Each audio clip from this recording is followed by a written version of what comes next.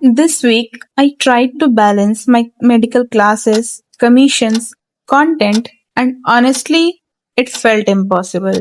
Every hour feels like it's already booked, but by the time I sit down to draw or edit, it's midnight. And yet, I can't stop. I keep asking myself, why am I doing this? Maybe it's because I don't want just to be an artist. I want to be something more. An artpreneur? I am working on something I haven't told anyone yet. It's big, it's risky, and it's my next step.